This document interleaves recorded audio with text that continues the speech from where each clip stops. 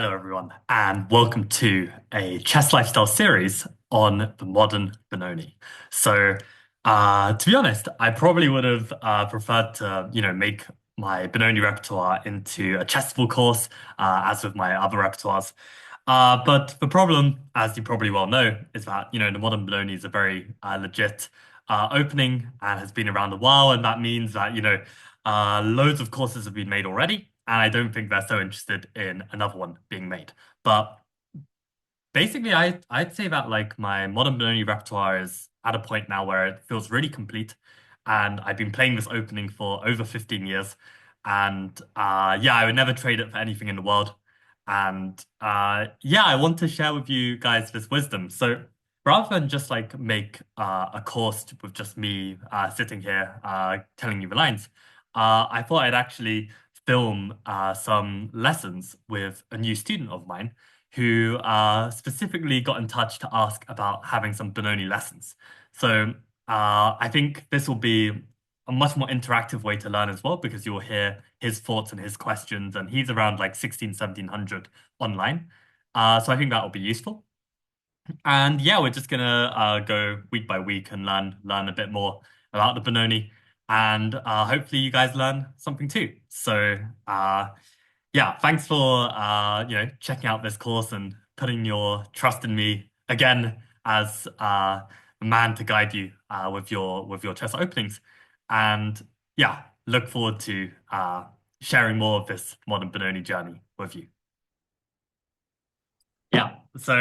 Yeah, before we get into the chess, I mean, yeah, you told me already a little bit about yourself and Mhm. your ambitions with like Reykjavik and 2000 Rapids. You said you've been like grinding for 3 years. And okay, by your username, like I'm assuming that you came from Chess Dojo, maybe with the No, sensei. actually, No? I Oh, didn't okay. know. I Cool. don't know how I came up with that. I Uh-huh. just had to pick one, and I didn't couldn't think of a clever one. I see. Uh, Uh-huh. yes, and yeah, not chess dojo. Although I've been interested. I've been considering joining it, but I think Hmm. maybe my schedule is a little bit not as flexible Right. as they would require. So yeah, just about 3 to 4 years have been learning a bit. I guess yeah. First, I learned chess when I was like 10 or so. Then signed up Hmm. for a U.S. Chess Federation when I was 15. Played in a couple tournaments. Lost every game in my first one. Moved down a Uh-huh. section. Then won every game, and then I kind of retired from chess. Okay. What a And start. then yes, and now I'm back. Now I caught the bug like a lot of people, and Hmm. been been with it about 3 4 years, and yeah, just trying to. I don't have any like I don't, ambitions to become master or anything, but just trying to improve, Yeah. and I've set this goal for myself to since I'm going to Reykjavik, I want to try to use that as motivation to study some more. Exactly. Nice. And Mhm. yeah, I'm glad to hear like yeah, you're like maybe realistic is the wrong word with your Mhm. ambitions. I mean like you're not like setting your sights on 2700 or something. Yes, Like you're kind of just Managing expectations. yes, that's the right term. Exactly. Yes. So that sounds good. And also it's good to hear that like even though you lost every game in your first tournament, you're still here and you're still ready to give it your Yes. best shot. So yeah, that sounds good as well. Hmm. Uh yeah, so okay, let's get into this Benoni. Okay. I'm very glad you want to learn this opening. I mean, I'm not a morning person. Hopefully that won't become apparent in the lesson, but I Me mean for the neither, but Benoni, I can wake up at any time okay. and give this lesson because yeah, this opening.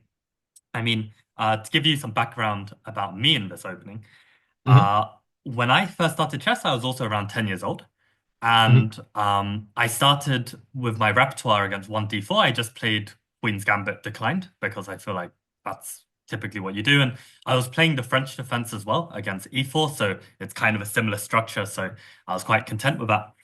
But very quickly, I kind of realized that, this Queen's Gambit it's not for me at all. I mean, maybe if I had, had some more modern theory that's more counterattacking and counterpunching, Hmm. then I could have made it work. But at the time, no, I was playing it very passively and I wasn't so happy with it at all. Hmm. So uh, yeah, and it was actually I had one game in particular where I remember like my opponent made like a fianchetto. Let me add you to this uh study because then you can see it on your screen without having to rely on the share screen. Okay. Yeah. But yeah, to continue my story, yeah, basically my opponent played some fianchetto Catalan type system against my Queen's Gambit, and I remember getting completely destroyed.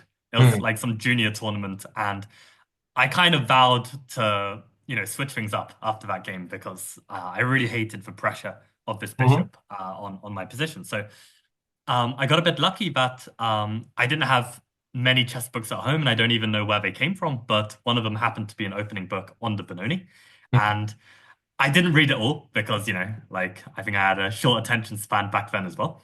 Hmm. Um, but I read enough to get the gist of it, and basically I've been playing it almost ever since. I had one spell where I was trying to play like super objectively correct chess like a few years ago. It didn't work out, and now I'm back. So, and Okay. I don't think I'm ever leaving. So, yeah, that's my background with it, and I've really like I've played it a lot. I also learned a lot from a former coach of mine, an Hmm. international master called Nikola Nikolovsky. Hmm. And he played Benoni against like 25, 2600s in classical and was getting wins. And he showed me another side of the Benoni, which I completely didn't know Hmm. existed because I would always play on the queen side and play for Hmm. this like majority. But yeah, he showed me all the ways you can play on the king side too. So Hmm. this was very nice. And regarding like actual opening repertoire, um, I would say that my repertoire is kind of a mix of my own research plus a bit of Nicola's repertoire plus a bit of this Greek 2650 guy called Ioannis Papaioannou. I don't know how to pronounce his name. It's Hmm. something like this. But he's a really, really great teacher. He basically does mostly stuff on the website Modern Chess, if you've Hmm. heard of this one. So I it's some haven't, no, training. not yet. Yeah, it's just another one of these websites with a bunch of videos to Yeah. help you Okay. learn. So yeah, that course was really good as well. Hmm. Um, but yeah, it has some limitations as well, which I might get to a bit later. So yeah, I've got the repertoire, and yeah, we're gonna learn it. Okay. So yeah, the first thing I want to start with is yeah, you sent me some games, and this one was uh it became an F4 Benoni. And do you remember what you played at this point? No, I did not, but I think the right move is still bishop G7. Uh-huh. And let's say they played bishop b5 check. What would be your Yeah, here I specifically know this. I think it's knight F D7. great? So what I'm already happy to see is that yeah, in this game, you Mhm. basically played knight bd7. And the fact that you've already looked a little bit further to try and understand this is like a really good sign Mhm. because like I think as players we need to do this. Like whenever we play a game, it's on us to analyze it and try and understand what we can do better. And especially the Mhm. opening is somewhere we can make easy improvements if Mhm. we're making mistakes. So yeah, what I wrote here was it deals with the problem of e5 for one move, but not for two. Mhm. And this is the issue. And as you actually said, I saw in the spectator room or analysis board that you even messaged your opponent saying, yeah, I was worried about e5. And you Yes. should be. Because, yeah, these f4 lines, this e5 is going to be even more critical. And as you already know, in the Benoni, e5 is one of the main uh, breaks that we need to watch out for. And that is often why we're like covering e5 with every single piece to make Yeah. sure it doesn't happen. But the good news is, okay, the opponent also didn't exactly know what's up, and this is the nice thing about the Benoni that, there's so many black lines against d4. The d4 player often neglects their study Hmm.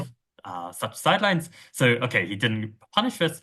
And the great news is you played a really good game. Like, I really liked how you developed your pieces. I liked the kind of counterplay you went for, the C4 and then B5. I mean, this was in my junior days, this is my classic. Like, Mhm. you want to play B5, you want to kick the bishop out of the way so it's not controlling it. So you go C4, B5, and yeah, no, it was a nice game. I like you activated all your pieces. Yeah, this was a long Uh, time ago, but I remember I thought I was winning the queen, but he had some way of yeah, of he could bot intercepting it. it. Right, right. Yeah. But okay, you managed to win an exchange and still have a winning position. And Yeah. uh, yeah, the guy resigned. And yeah, I thought this was really good.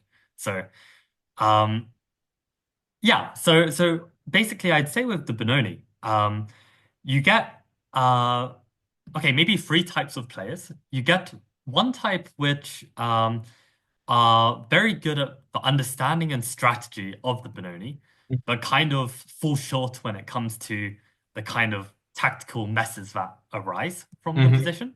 Hmm. And then you've got the flip side of that of people who can deal with the tactical messes, but then don't quite understand the strategy Mm. and then like make basic positional mistakes that then lead them to lost positions. Uh, and then you've got that sweet spot of player who can do both. And I would say, for me, I can definitely do the understanding strategy bit.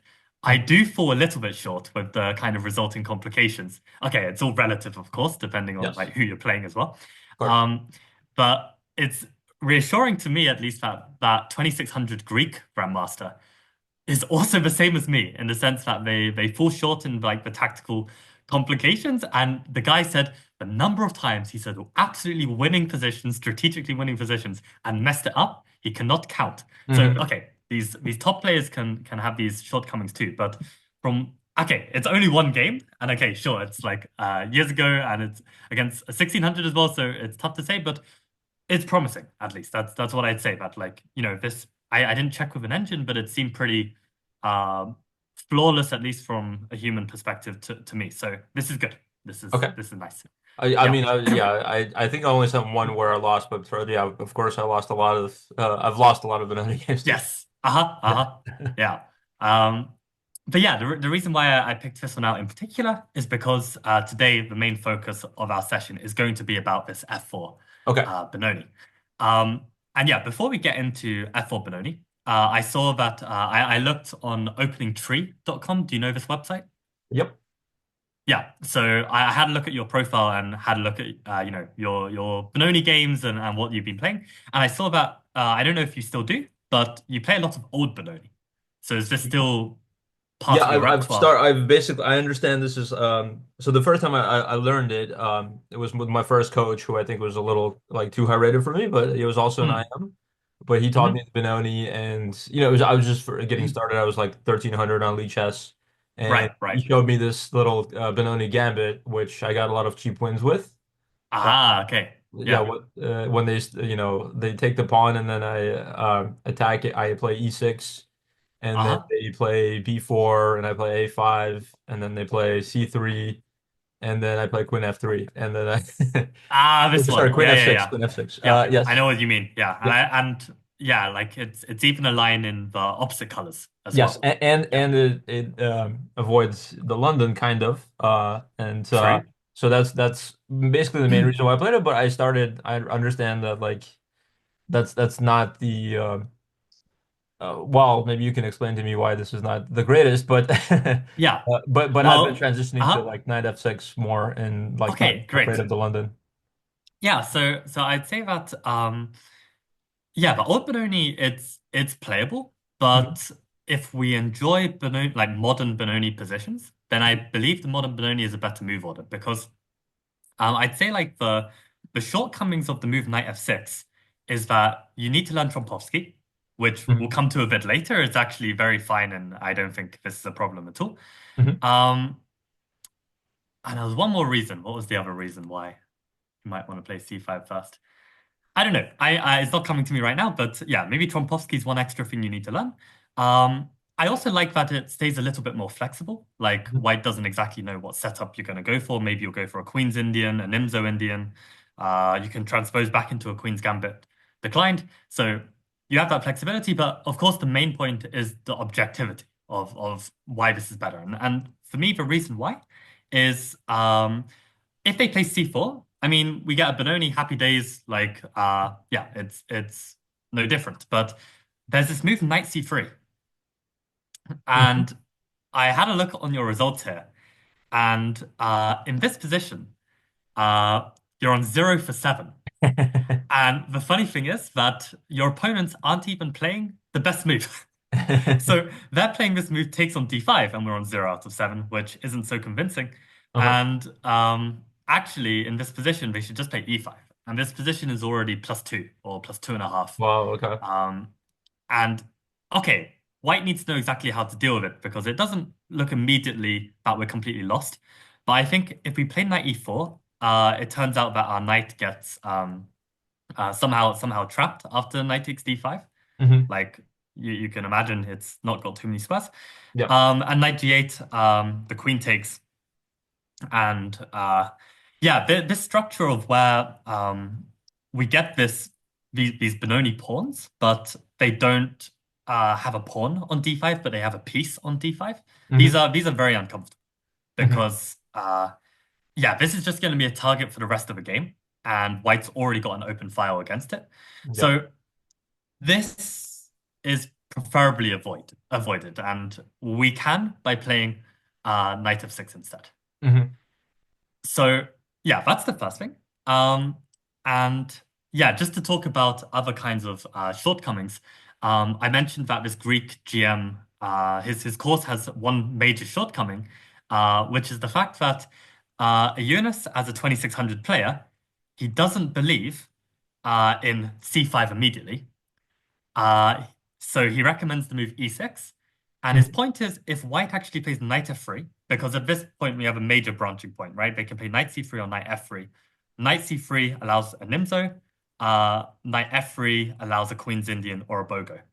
So this is kind of the difference, and white can choose which one they prefer. But Eunice says that against knight f3, Benoni is 100% playable even at 2600 level. But he reckons after knight c3, Benoni is not playable um, because of this f4 line with bishop b5 check. Hmm. So basically, his course on modern chess, it's only half of a Benoni course because it doesn't cover, uh, you know, the lines where white is able to push the f pawn. But I mean, already it's a good course because, there are many lines where the knight develops to f3, and it's very useful to see his ideas there. But yeah, I'm actually not afraid of this F4 line at all. And I thought we'd start that because I mean, this is objectively the most critical line. Okay. And if you don't like this, well then we probably have a problem with the opening Yeah. and probably need to find something else. So I think it's a good place to start. And I think it's definitely playable, even to a quite a high level, I'd say 24, 2500. I mean, it's tough for me to say because, I'm a 2000 FIDE rated player. I've never been that high up. Hmm. But from my observations of people who played at Benoni, I feel like it's completely fine. And I've played like 2300 plus players and not had a problem due to the opening. So Yeah, I yeah, think yeah, mo pretty much any opening is well, not like some trash openings like I don't know, yeah, but pretty much any. I think you've been on this type of opening that as a club player, will Mhm. definitely work, and I like it also because it kind of puts people on my territory, if they go into the Benoni. Absolutely, Uh, absolutely. That's yeah, a huge yeah. asset. And one thing I'd say as well, when trying to decide if an opening is good enough or not, I Hmm. think a really good sign, which people often forget, is if the opening has history and has been played at the top level by players of the past. Hmm. This is a really good sign it's legit because um, that means it's not got an easy refutation because otherwise the top players in the past would have just refuted it. And Hmm. we're talking about players like Karpov, Kasparov, Korchnoi, like they're strong. They're really strong. So Yes. yeah, the fact that they can't refute it means it's fine because the likelihood is we're not going to be playing someone who's completely booked up with an engine. And even if they are, there are ways that you can kind of trick them into getting out of book. And yeah, it's because actually with the Benoni, there are some lines that are very typical for players who really love engine preparation. And these are the players it's so easy to catch out and just get them completely flailing because they studied this one main line and that's all they know. And they know that one main line to move 30 and they don't know anything else. So, and it's not worth their time to look at other stuff because Yeah. it's already a red line. So yeah, let's have a look. So, yeah, I'm advocating for this knight f6, c5 repertoire, and you'll see that it's also quite an effective anti-London move order as well. Um, so yeah, we just play for e6, and okay, there are a few sidelines here, but we'll come to that another day. Hmm. Um, and yeah, at this moment, we always actually play g6. Like regardless of whether they play like bishop f4, knight f3, a3, e3, anything they do, it's always g6 in Uh-huh. this position. But it's at this moment where sometimes we will have a different move. Maybe we play bishop g7, maybe we play a6.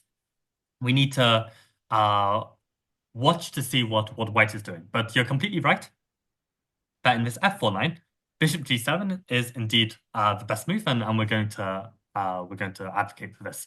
So at this moment, we have the most critical main line, which is bishop b5 check. I even believe it's called like the flick knife variation. Hmm. Um, but yeah, people don't really give names to these lines anymore. But yeah, bishop b5 is the critical main line. You've also got the move knight f3, and you've also got the immediate e5, which is quite rare, but it's very important we know what to do because we can easily get a lost position if we misstep on such a Yeah. sharp variation. Hmm.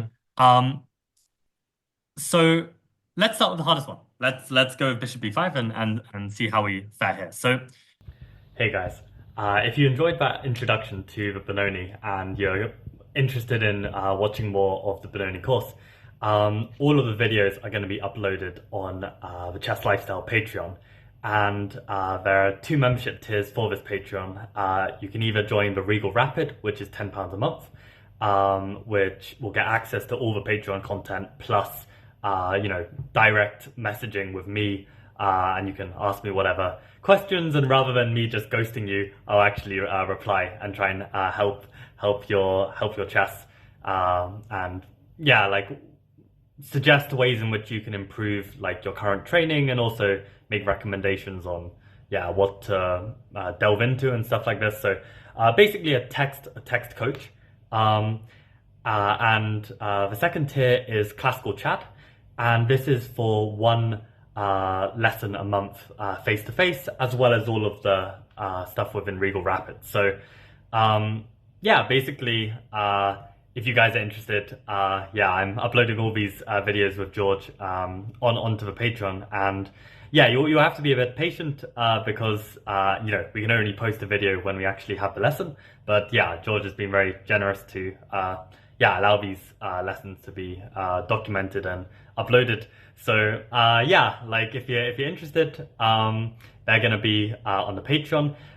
Probably at some point, I don't know if it's like an absolutely amazing series, I might need to consider like taking them off the Patreon and like making them as a standalone thing that people can buy. But okay, until the series is finished, you have my promise that they're going to be on the Patreon for you to watch and consume. So yeah, the links to my Patreon are in the description below. And yeah, I hope you found that fun. And yeah, I'm definitely looking forward to finishing this Benoni series with George. I think it's like he's playing Reykjavik in April, so we've got a bit of a deadline. So yeah, like it's gonna be fun to go through these lines. So yeah, thanks for watching, and enjoy the F4 system lines. If you check out the Patreon, and if you do, also let me know in the comments what you think of my F4 repertoire. Well, Benoni repertoire against F4 systems. Yeah, all the feedback much appreciated. So yeah, thank you guys for watching, and big shout out to everyone who supports this channel either on Patreon or on YouTube. Like, yeah, I really appreciate everyone's help and support. And yeah, see you guys in another video at some point. Okay, bye. Oh, one last thing actually. Tomorrow, and when by tomorrow I mean today because I'm like editing this video at like 2 a.m. But there is a guy who I know from chess Twitter circles, a guy called Garuda Pura. I think that's how I don't know how you pronounce his name, but that's how it's spelled. But he's a uh, guy around my age who's like a chess coach as well. But I know he's also like I think he's studying at university right now. And he's like 2600 on chess.com Blitz. So it's gonna be hella exciting to meet him in person, which is the plan because he's actually born and raised in Jakarta. So we're gonna meet up tomorrow. I'm gonna bring my chess set. He's gonna bring a DGT clock. We're just gonna play a bunch of Blitz. Maybe we'll even film some of it because he's got a YouTube channel as well. I think it's the YouTube channel is how his name is spelt, so Garuda Pura. Um, and yeah, he's got some amazing educational content on there, completely for free. So definitely check out his stuff as well. And yeah, like I'm really looking forward to it. So yeah, finally we're gonna get some like in-person chess in Jakarta. I mean, like I've been itching to play with the pieces. I mean, like I've just been solving like calculation exercises, and it's really not fulfilling me in terms of like being able to move the pieces, you know. So like I'm gonna be getting like the jitters like playing, but yeah, it's gonna be good, and yeah, we'll definitely keep you updated how that goes. So okay, see you.